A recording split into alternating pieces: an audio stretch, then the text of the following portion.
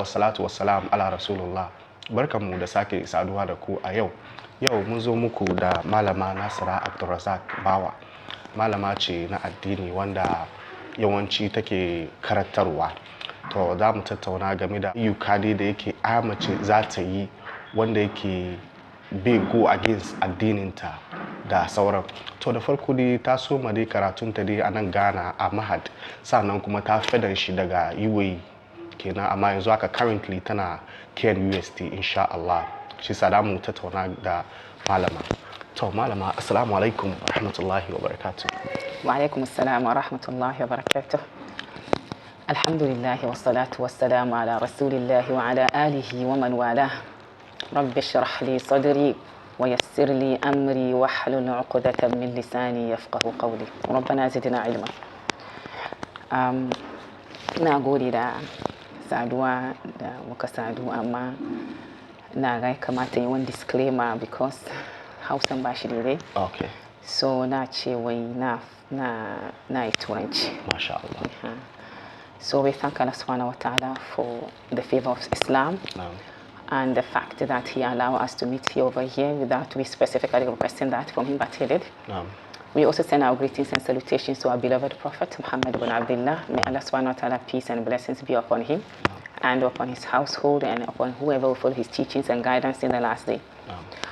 Thank you very much for having me. Just as he introduced me, my name is Nasirah Abdul Razak.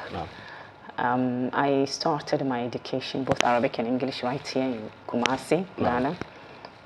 And I had both high school, secular, as well as the Islamic studies.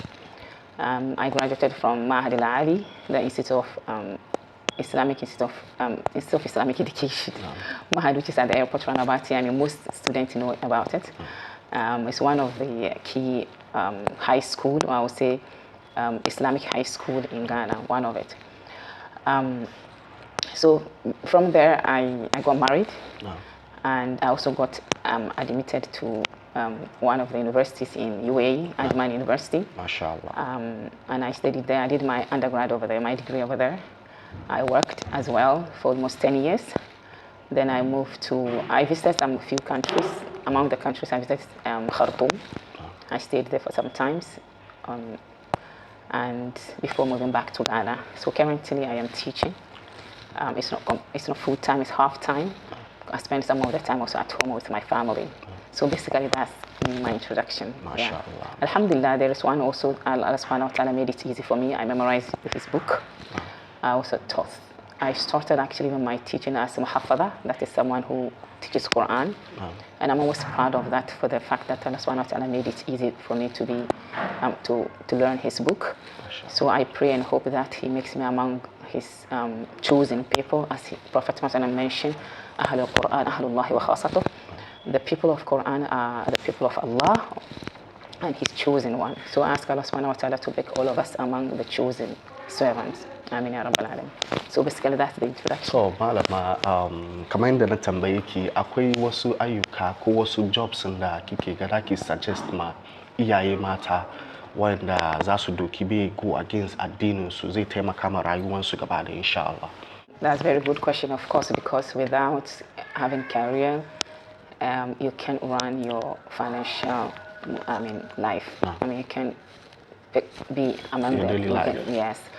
So before I mention some of the jobs that a Muslim woman can pick up, I want to make it clear to my viewers, those listening to me, or every Muslim woman, to notice something very important.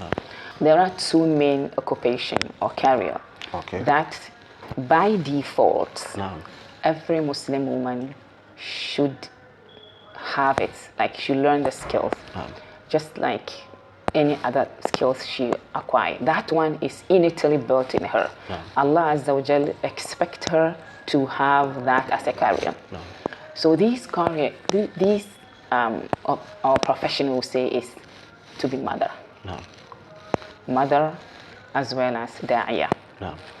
Da'wah is not just when I sit down and talk about this and tell Ya Allah this. It is actually inculcate in the kind of job I am doing. Okay. So as a mother, you are murabbiya, you are nurturing children.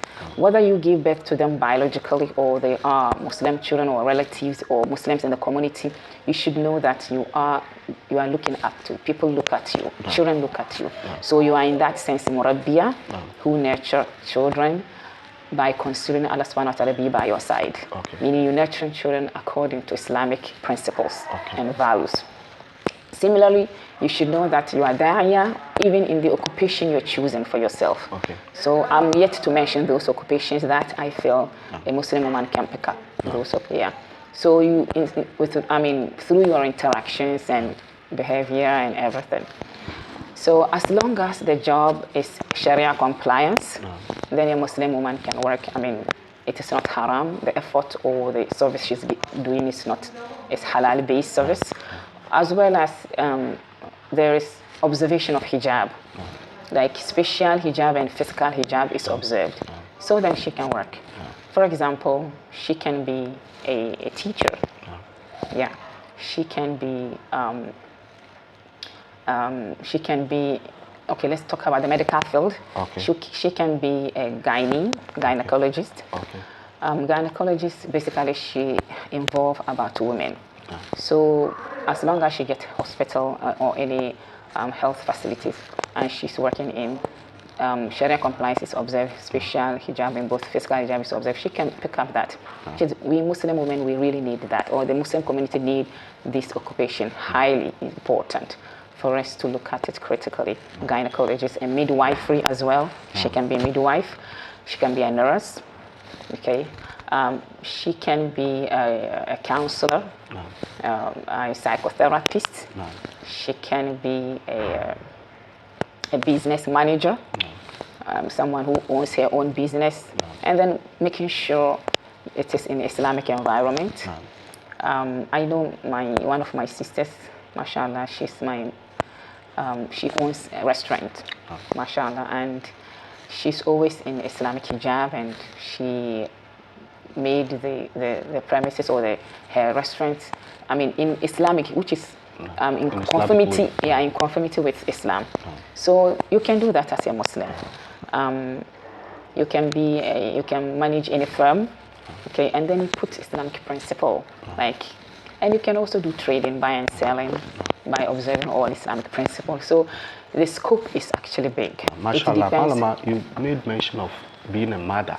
Yes. So what are some of the advantages or some of the importance of when you acquire Islamic knowledge as a mother?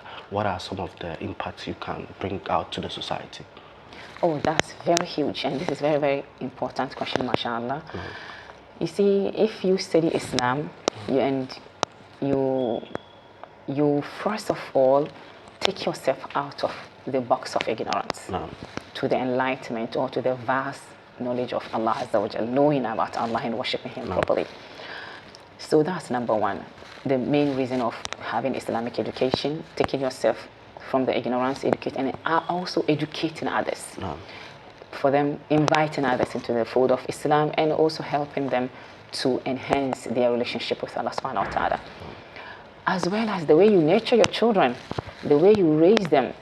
Tarbiyya da kake ba yaranka, because you are raising ajyal, you are raising nation, you are raising community who are going to face the challenge of this globe, who are going to see the hassle of this world. And of course, there are so many challenges. So if the person doesn't have the fear of Allah, does not know the purpose of coming to this existence, how would the person face the challenge? So as a mother, and in fact, today we are proud of many scholars like Imam Bukhari, Imam Shafi'i, all these leading scholars, I would say, because who compile the hadith. Most of the hadith we all know. Almost every Muslim is aware of Imam Bukhari. Imam Bukhari started receiving his education from his mother. Mashallah. His mother taught him the book of Allah. His mother started teaching him. So he was under her tutelage. You see, so imagine if she's ignorant. Similarly, I was just studying about the qira'at, that is different ways of recitation of Quran that was revealed to Prophet Muhammad ﷺ, and I found out that most of these Qur'an were actually memorized. They memorized the Quran in the hands of their mothers. Like their mothers taught them Quran. So their mothers were the first teachers to them. And that's why it's essential for a Muslim woman to study about your deen. It's actually obligatory. Just as Prophet Muhammad said, طلب العلم فريضة. It's obligatory upon every Muslim woman to study about your religion, to take yourself out from that narrow ignorance world to the vast knowledge of Allah, to the vast spacious knowledge of Allah subhanahu wa ta'ala, and take also your children alongside by teaching them everything about Allah subhanahu wa ta'ala. Malama, and most men don't want to marry women whom let's say they are very educated than them. Why do you think men don't like such women? Okay, to be honest, my studies have not come to this level where I haven't come to associate myself with men who are into this, like who don't really like to marry educated women.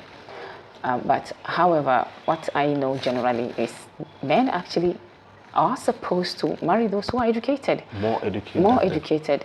Okay, more educated than them depends. Whether they will like it in that way or they prefer, I mean, I don't know how it will be, but you should consider woman education before marrying her, because now we are in the 21st century and we are in the world of digital. So telling or looking for someone who is not educated to marry, it's like you're not actually thinking about the future kids you want to place them on this planet. Yeah, so you should rather feel sympathy for those who are not educated and help them to have the education so they can fit in on this globe. So it's very, very essential. And as for Muslims, we should rather be the ones seeking for knowledge. So to marry someone who is educated is actually a credit for them. I suppose it should be in that way. It's a credit for them. I wouldn't think a man will go to the extent of not having, even if he's not educated at all, he should actually be willfully look for a person who is educated, who has knowledge, and even who is willing to expand her knowledge so that he can also learn, because there are scholars, the early Salaf Saleh, the early generation, they were scholars who were taught by their wives, who memorized even Quran from their wives' hand, who learned hadith from their wives. So it's actually not conceivable to think of a man not looking for that. Yeah. To Malama, za ki duba akwai maza wayanda gabanin su aure na mace, misali da ta shiga school, da ta shiga university, haka muka sani, suna su ce kamar inda kika shiga university nan ko na aure kina bar ki shiga university, amma in ya aure ta za ki ga kamar ya bata sauran gida, bai bata fada, kamar mu ce ya kill bata career ta kenan. To wanda suka riga suka shiga dai su sun riga sun shiga, amma akwai yan baya wayanda namiji ke fadi musu wannan nan kamar na aure ki na bar ki fada career ki. Shi yasa wanda suka shiga dai kamar yadda na fadi sun riga sun shiga, wani nasiha ko wani advice zaki ma irin wayannan nan su sani ko da in sun shiga yanda za su manage. Inshallah. Barakallah fik. Na farko, first of all, those who are already in the system of education, I will advise them to put a lot of effort to clean their heart and continue seeking their education sincerely for the sake of Allah. And those who are there, who are prevented or deprived by their husbands, I will tell them they should keep on persuading for their husbands to accept them to enroll or to further the education. Actually, they have to also understand that although it is also obedient to the husbands, the life in they are in is also worship. And there is one key thing, even I will link it to this. They should keep on persuading in order to educate, and also the husbands are actually doing mistake by not fulfilling the promise they make, by not going according to the condition they set forth before marriage. because al-Muslimuna ala shurutihim, that's what we know from the Prophet Muhammad when he said that Muslims are actually according to their condition. So if you have precondition, the person you're going to marry, that okay, when we marry, I'm going to allow it, we have to fulfill that, unless there is something Allah decrees, maybe financial problems or something, or health. In that case, the wife should have patience, and then accept the decree of Allah Azza wa Jalla. But then she should also console herself. In case, I'm talking about in case there is some outside situation that brought about the delay or not allow her, she should accept that. And she should console herself and say that the celestial women, the women of Jannah, I mean the leading women in Jannah, those Allah subhanahu wa ta'ala said they are the leading women in Jannah, which actually I personally call them Miss Akhirah. These 4 women got this to that status close to Allah Azza wa Jalla, or got the status of being the leading women in Jannah without certificates, without apparently the career we are talking about. Although they had a career, the default career I mentioned, the being mother and being Islamic da'is. Because if you look at all 4 of them, and these are actually, I have to mention their names for the benefit of those who didn't know. The leading women in Jannah, I call them Miss Akhirah. These women are Maryam bint Imran, alayha salam, Asya bint Muzahim, alayha salam, Khadija bint Khuwaylid, the wife of Prophet Muhammad alayha salam, radiyallahu anha, as well as Fatima bint Muhammad, salawatu rabbi wa salamu ala Habib al-Mustafa, the wife of Ali bin Abi Talib, radiyallahu anhu. So these women earn the status without certificates, and they are better than us. Allah Azza wa Jal prefer them above us. What do? I mean, they were mothers, except Asya. She didn't give birth, but she nurtured. She was murabbiya. So let's use the word. They were all murabbiyat, nurturers of children. And besides the fact that they were, honestly and sincerely obedient to Allah Azza wa Jal. They devoutly obedient to Allah Azza wa Jal. They submitted their will, quelled their whims, their wills, under the will of Allah subhanahu wa ta'ala. And that's why they earned this status. And they were also murabbiyat. They nurtured children, and they didn't earn any career. They were submissive to their husbands. If you look at the story of Asya bint Muzahim, she saw the truth. When Musa alayhi salam brought the truth to her, she preferred the truth Musa alayhi salam brought over the worldly things she had with Pharaoh. We can see that. And she raised Musa alayhi salam. So this is what these are the women we should look up to. We shouldn't look up to any other women. Women who had made it to their Jannah. Because our purpose of coming to this existence is to get to the goal, is to get to Jannah. So if you are unable to pursue your education, which will allow you to possess whatever certificate, seek the knowledge that will still make you attain something that will help you to raise a nation.